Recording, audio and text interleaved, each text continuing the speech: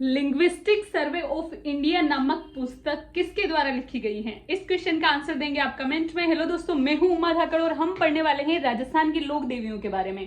कल हमने पढ़ा था ब्राह्मणी माता, आई माता और एक था दधिमती माता। इन माताओं के बारे में पढ़ा था। याद रखना, जिन माताओं के लिए, जिन लोक देवियों के लिए जितनी डिटेल जरूरी है उतना हम डिटेल में पढ़ रहे हैं, और जिनके लिए सिर्फ इतना ही इंपॉर्टेंट है कि उनका नाम और संबंधित स्थान, तो वो भी अपन पढ़ रहे हैं। ठीक है, तो जहां डिटेल करनी है कवर वहां भी अपन कर रहे हैं, और जहां संबंधित स्थान ध्यान रखना है ओनली, क्योंकि एग्जाम में वही आता है, तो हम उतना ही पढ़ रहे हैं, ज्यादा लोड लेने की नीड नहीं है। ठीक है, इसमें बस इन माताओं में बस इतना ही पूछा जाता है, तो हम इतना ही पढ़ रहे हैं। कल हमने 3 माताएं पढ़ी थी, उसमें आई माता के मैंने 11 नियम बताए थे आपको। ठीक है, विष्णुई संप्रदाय के 29 नियम होते हैं, जसनाती संप्रदाय के 36 नियम होते हैं, और कहीं पर भी आ जाए कि अहिंसा का संबंध किस संप्रदाय से है तो वो है जसनाती संप्रदाय, और पूछ लिया जाए कि 42 नियम किसके हैं तो वो है चरणदासी संप्रदाय के। ठीक है, जिसकी मुख्य पीठ दिल्ली में है। 11 नियम में मैं कल बात करना भूल गई थी। यहाँ 11 नियम में एक तो संस्कारों की बात की गई है। ठीक है, कि मनुष्य में संस्कार होना चाहिए, मनुष्य के चरित्र की बात की गई है, किसी भी मनुष्य की निंदा नहीं करने की बात की गई है। खोटिया खावे नहीं गांव में, जैसे कि एक मनुष्य को दूसरे मनुष्य की निंदा नहीं करनी चाहिए। ठीक है, इसके अलावा जुआ नहीं खेलने की बात की गई है। ठीक है, इसके अलावा मन की शुद्धि, ठीक है, मन को शुद्ध रखो, इसकी बात की गई है। और एक और है कि कोई भी नारी हो आपके आसपास, ठीक है, उसको माता के समान मानना है। ठीक है, आसपास की कोई भी नारी हो, लड़की महिला, उसको माता के समान मानना है। ये 11 नियम है किसके? आई माता के। जो मेन नियम है वो मैंने बता दिया आपको। ठीक है, अब आ जाइए मकरगंडी माता। मकरगंडी माता से संबंधित स्थान या फिर मंदिर पूछे तो वो है निमाज पाली में, जेतारण इसकी तहसील लगती है। मकरगंडी माता का मंदिर का निर्माण करवाया था गुज्जर प्रतिहार वंश के किसी राजा ने। कब करवाया था? 9वीं शताब्दी में। लेकिन याद रखें, आप मुझे कमेंट में बताओ कि कौन सा मुगल बादशाह था जिसके काल में हिंदू जो मंदिर थे उन पर आक्रमण किया गया था, उन्हें तोड़ फोड़ करने की कोशिश की गई थी। तो उस टाइम ये मंदिर भी शिकार हो गया था किसका? मुस्लिम आक्रांताओं का। तो ये मंदिर भी टूट फूट गया था, खंडर हो गया था, है ना। आप मुझे कमेंट में बताओ कौन सा मुगल बादशाह था वो। ठीक है, इसके बाद है क्षेमकारी माता। क्षेमकारी माता को अन्य नाम से जाना जाता है, वो है खीमज माता। ठीक है, खीमज माता या फिर क्षेमकारी माता का मंदिर पूछा जाए संबंधित स्थान तो वो है भीनमाल जालोर में। ये सोलंकी राजपूतों की कुल देवी हैं।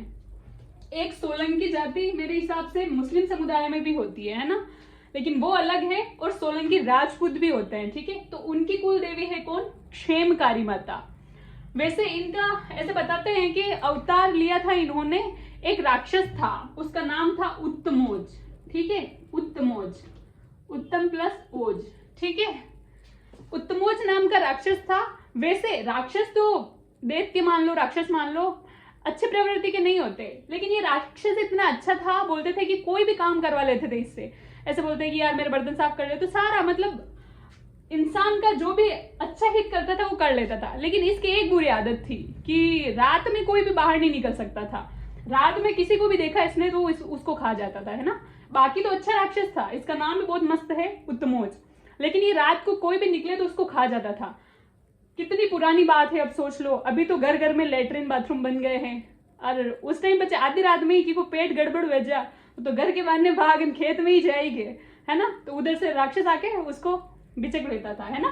तो ऐसे, तो उस राक्षस या फिर उस दैत्य का संहार करने के लिए, ठीक है, इस माता ने अवतार लिया था। किसने? क्षेमकारी माता ने। कहा है मंदिर? भीनमाल जालोर में। ठीक है, मारवाड़ में।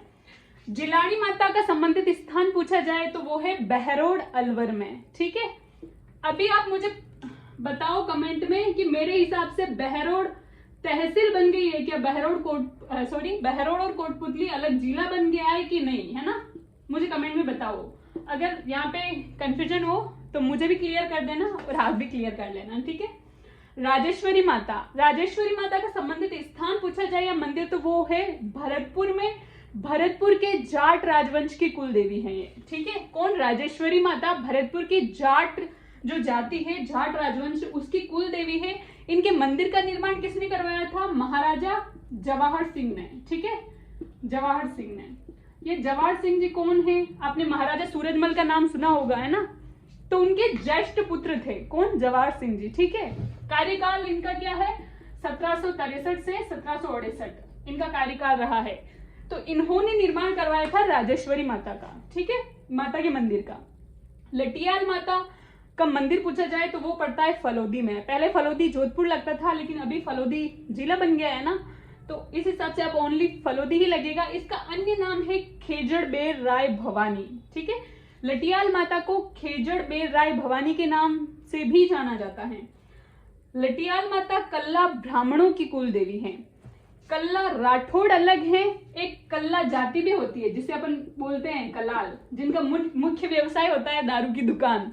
सुना है ना, ढक्कन खोल दे कल्लारी मारी बोतल को, है ना? तो वो कलाल अलग है और ये कल्ला ब्राह्मण होते हैं। ठीक है, तो ये अलग है। तो कल्ला ब्राह्मणों की कुल देवी पूछी जाए तो वो कौन है? लटियाल माता। ठीक है, फलोदी में इनका मंदिर है।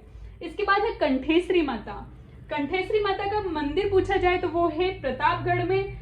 आदिवासियों की कुल देवी कहा जाता है। ठीक है, वैसे और भी आएगी, ऐसे विश्ववंती देवी भी आती है और कंठेश्वरी माता आ गई, आमजा माता भी आती है, वो भी आदिवासियों की कुल देवी आती है ना।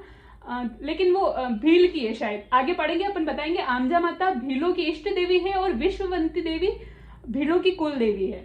और ये कंठेश्वरी माता प्रतापगढ़ में है और आदिवासियों की कुल देवी कहा जाता है। यहाँ पर भील नहीं है, याद रखें, आदिवासी एरिया में बहुत सारी जनजाति आ गई है, सहरिया भी आ गई है, गरासिया भी आ गई है, भील भी आ गई है। ठीक है, तो आदिवासी की कुल देवी। कंठेश्वरी माता की मुख्य विशेषता ये है कि फर्स्ट ऑफ ऑल तो कि यहाँ पे अगर कंठ की कोई बीमारी हो जाए, कभी कभी वे नहीं कि ठोगरो पानी पी लेवे, कोई ला दे दे पानी पी ले तो घर में दुखे, तो गले में अगर कोई सूजन वूजन या फिर खराश या फिर कोई दर्द वगैरह हो रहा है, सूजन वगैरह, तो उसके इलाज के लिए भी कंठेश्वरी माता को याद किया जाता है, पूजा की जाती है। और दूसरी चीज है कि हथकड़ी चढ़ाकर मन्नत मांगी जाती है। ठीक है, जब कोई जैसे कि डाकू या फिर जो डकैती करने वाले लोग होते हैं, अगर ऐसे काम करेंगे तो जेल में ही जाएंगे। तो जेल में अगर है वो और उनके परिवार वाले शुभ चिंतक उनको अगर छुड़ाना चाहते हैं तो ऐसा बोलते हैं कि इस माता के वहां पर जाकर प्रसादी वरसादी करे, है ना, और हथकड़ी चढ़ाते हैं कि ताकि उनका मानना ये होता है कि माता जी जल्दी से जल्दी जो भी है हमारे परिवार के लोग जेल में उनको छुड़वा दें। ठीक है, एक थे बावरी जाति के लोग, है ना, भैंसासुर की फड़, आपने सुना है नाम? भैंसासुर के फड़ का वाचन करते हैं कौन? करते हैं बावरी जाति के लोग। कब करते हैं? जब वो चोरी के लिए जाते हैं। कब होती है चोरी? रात में। तो चोरी के लिए जाते हैं तब उससे पहले भैंसासुर के फड़ का वाचन करते हैं। उनका उद्देश्य क्या रहता है कि कोई हमें पकड़ नहीं पाए और हम चोरी करके मतलब निकल जाए वहां से, है ना। और बिना वाद्य यंत्र के इनकी फड़ का वाचन किया जाता है बावरी जाति को लोगों द्वारा। ठीक है, तो वो कार्य करने जाते समय पूजा करते हैं। और ये है कंठेश्वरी माता की कि अगर वो जेल में चले भी गए हैं, मान लो चोरी कर रहे हैं, जेल में चले भी गए हैं, तो उनको छुड़वाने के लिए इस माता की पूजा की जाती है और हथकड़ियां चढ़ाई जाती हैं। ठीक है, तो बस आज के लिए इतना ही। धन्यवाद।